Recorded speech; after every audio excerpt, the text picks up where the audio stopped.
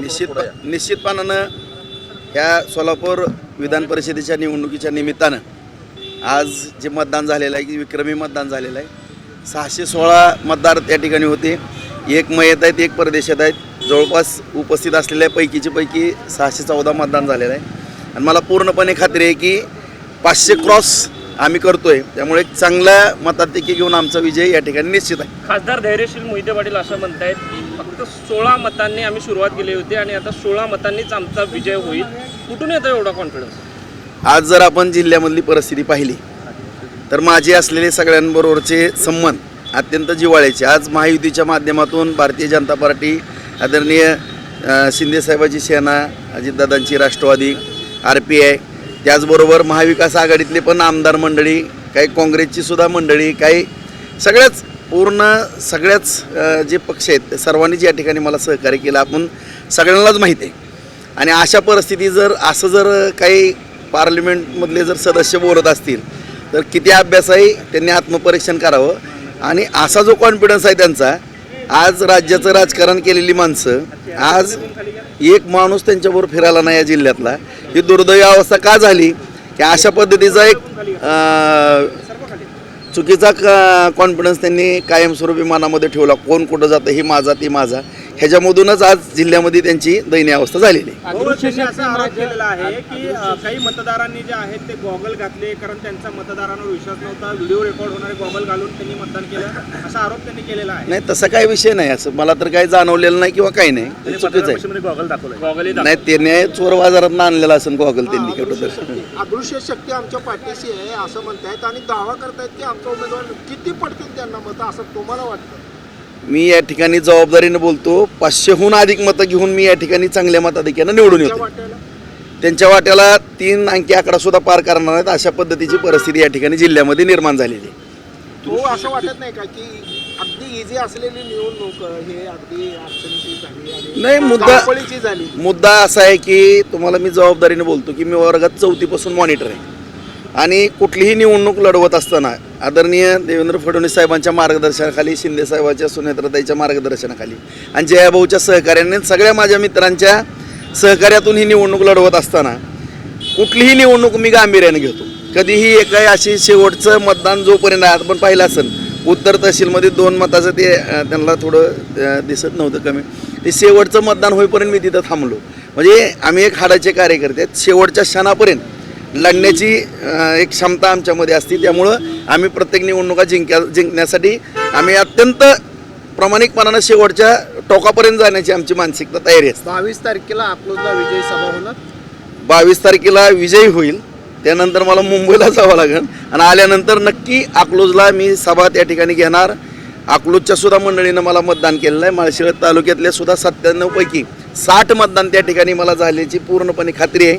त्यामुळे त्यांचं सुद्धा आभार मानणार आणि अकलूजच्या माळशिरसच्या जनतेला नेमकं ही कशा मानसिकतेतली माणसं आहेत आता मी कधी बोललेलो नव्हतो, परंतु मला ते सांगणं अत्यंत गरजेचं वाटतं. कारण निवडणुकीमध्ये जर आपण पाहिलं असेल तर ही निवडणूक विधान परिषदेची होती. त्यांनी DCC बँक किंवा व्यक्तिगत काय मुद्द्यावरती कुठले व्हिडिओ व्हायरल करणे किंवा काय असे जे प्रकार केलेले आहेत, आता असं जर त्यांना काय वाटत असेल तर मग मला त्या ठिकाणी सगळं विश्लेषण त्या ठिकाणी करावं लागणार आहे आणि आपल्या उपस्थितीमध्ये सगळंच करू आपण.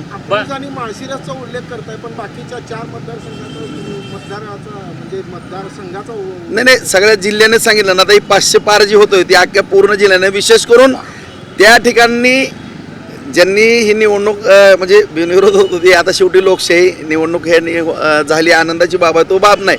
परंतु मुझे गिनो ही जी मानसिकता त्यांची आहे ना, त्याच्यामुळं मी तिथला उल्लेख करतो. आणि मला त्या ठिकाणी दर 15 दिवसाला, महिन्याला तिथल्या जनतेचे प्रश्न सोडवण्याकरता आता मी जिल्ह्यातला आमदार आहे.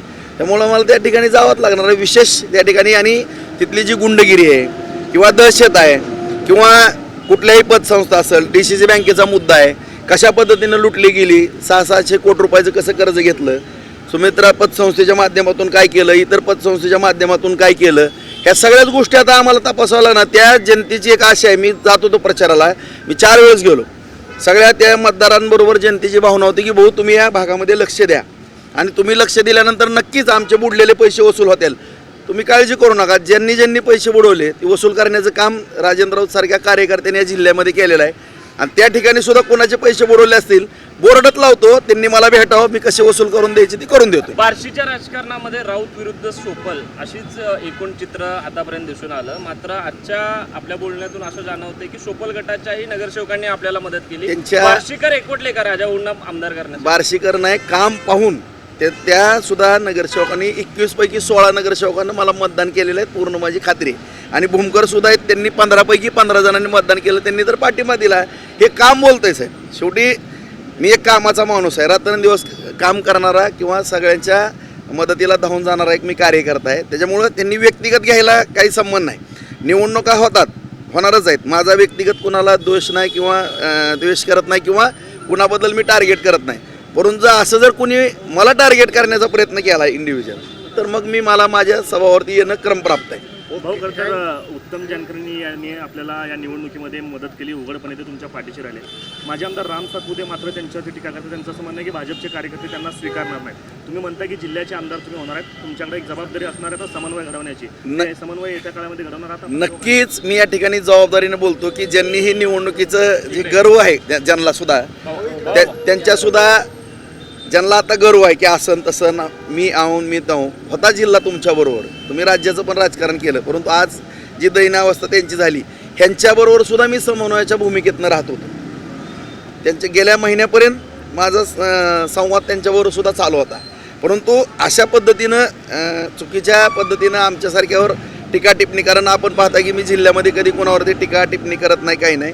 आणि आदरणीय देवेंद्र फडणवीस साहेबांच्या परवानगीनंच मला त्यांनी पूर्ण सूचना दिल्या आहेत की राजाभाऊ हे राजकारण आहे, राजकारणामध्ये आपल्याला कुणाचीही गरज कधी पडते. त्यामुळं मी मित्रत्वाचे संबंध निर्माण त्यांच्या मार्गदर्शनाखाली करतो.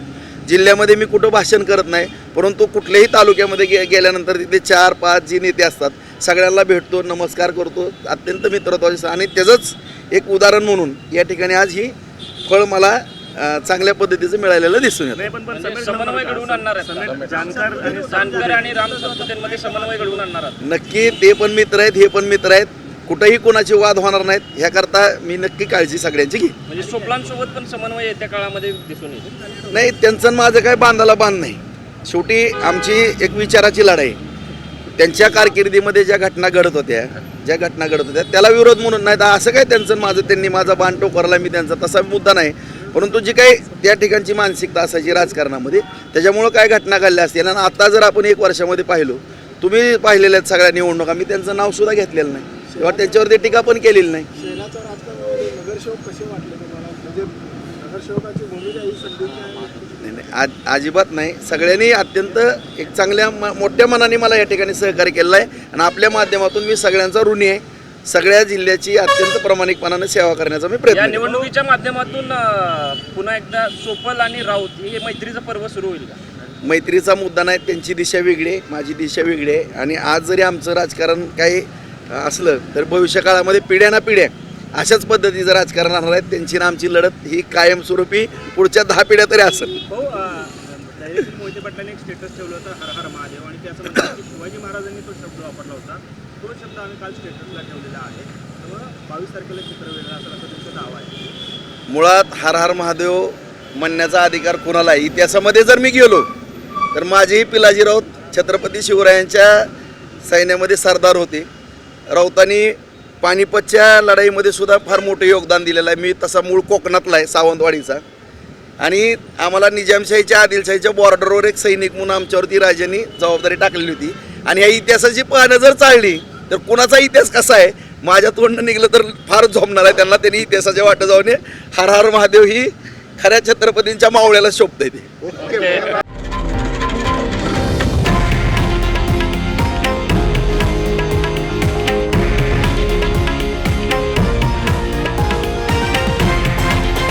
हे आहे देशातील नंबर 1 न्यूज नेटवर्क आणि आपण पाहत आहात TV9 मराठी, एकमेव.